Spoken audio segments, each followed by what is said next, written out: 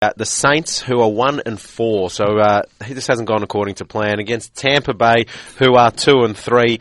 The Saints are favourite, interestingly. They're $1.85. Tampa Bay are $1.99. There's no line in this game because they're too close.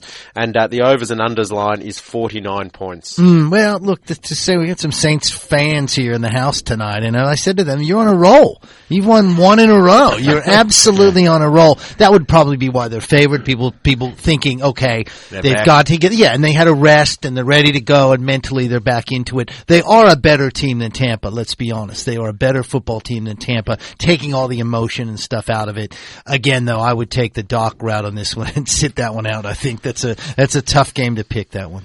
Live on 1HD as well at 7:15 Monday morning. The Jets go and take on New England at home. The Jets are $5.30. The Pats $1.17 and have been back to $1.19 into $1.17. The line has drifted out to 10.5, and the totals is 47.5. This is one where emotionally, I think I say the Patriots come off this heartbreaking loss to Seattle. The Jets are coming off a big win over Indianapolis. The Patriots' defense struggles against the pass, but I don't think the Jets throw it very well. The Patriots protect the run pretty well. I gotta like New England in this one. I really do. I just think that I think they're a better football team. I think this is a key game. I think if they lose this game, then as you alluded to earlier in the show, Alan, that East NFL or AFC East could be in trouble. I know it's not on the telly, but one game I did want to bet in, but I just don't think there's enough spoil there, Al. Is the Panthers. I want to back the Panthers to beat the Cowboys, but right. I don't. I want more than $2. And what are you? 10 to 11? 2.14 Carolina. Cowboys $1.74. The line is 2. No, I want more. Yeah, you want the Panthers straight out. I want the Panthers, and I want to go head to head, but I want 2.25. Oh, buddy. Very friendly now when he's trying to negotiate. Buddy. Because I'm finding it a really hard round to bet in. I'm going to have something on the Titans. Titans at Bills. I'm having something on the Titans away from home. Right. Okay. At Buffalo. It'll be the third week in a row I'm on them for 1-1. Okay. But, interesting. Yeah, I got to 262. Of all the games, I'm not sure I picked that. Wow. The Bills $1.51. Line is 3.5. So you're looking for a couple of outsiders there. What about in this game? It's live on 1HD and on ESPN. 11:20 Monday morning.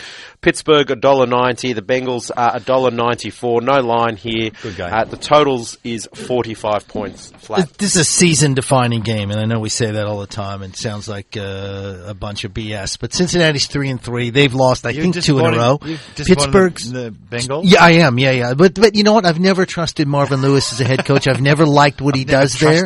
I've never been a fan of the way he runs the show there. A little too loose for my take. I think this is a game that the loser of this game is probably done. That's what I think. I think Pittsburgh probably gets up and wins it, but you never know. I'm not sold on them either. So, battle of two disappointing teams that need to turn their seasons around. Should be a good game, I agree. Tuesday morning, we get to see Chicago Bears, and they look like they've been hitting form in the last couple of weeks. I know they had a bye, but prior to that, live on ESPN, 11:20 Tuesday, Detroit $3.30, Chicago $1.35.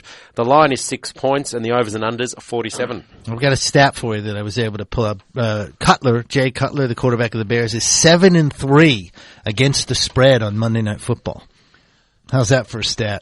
I don't know if it means anything. How can I use that to my financial I have no gain? idea. Well, that means he's done okay on Monday Night Football when just against the spread. Look, I think Chicago's a better team, but Detroit's got some momentum after that big win over Philly last week in overtime. Detroit's got a good offense. Chicago's got a very good defense. So it comes down to, can the Lions stop the Bears?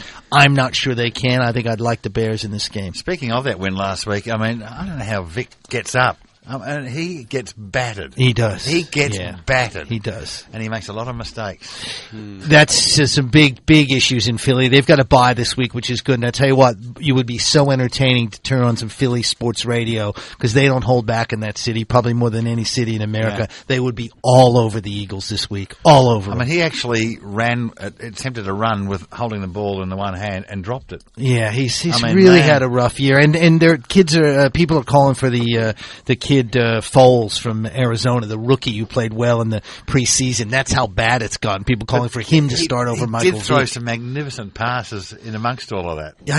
I do think his issues go bigger than him. I think Philly's got some major problems there, and he's unfortunately paying for that as well.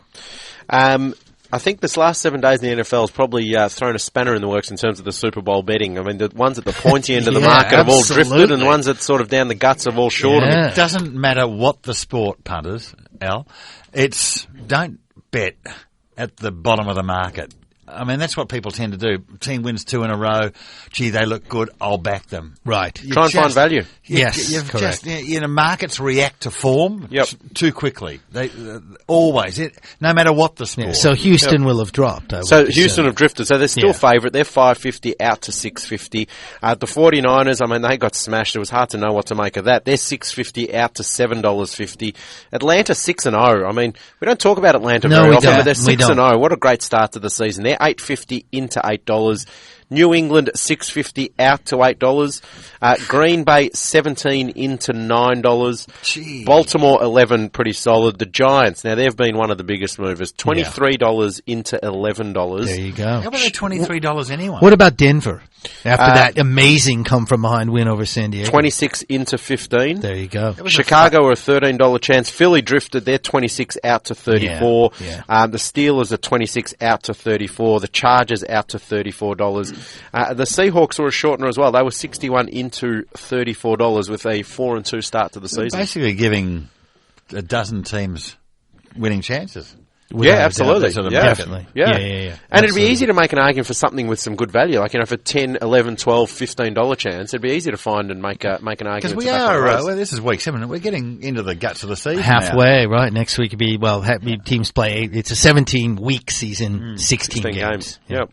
Getting close. Off the SMS, just quickly, Matt from Berwick asks, I know I haven't prepped you on this one, but he wants to know if you have a bet of the week out of any of that to finish off with. Anything that, and it could be anything, a bet of the week, Geelong Cup, whatever you like. No, I haven't seen the fill for the Geelong Cup. There's only 7 of them. It won't take you long to go Gatewood. Gatewood is favourite from Brigantine in that at the moment. I think there was bugger all in it, yeah. My bet of the week, I like Tennessee Titans. Okay. Wow.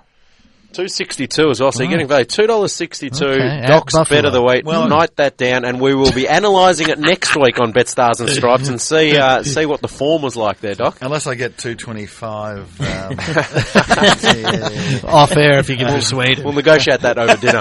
Carolina. Thanks again, boys, this week. Good to see you, Dan.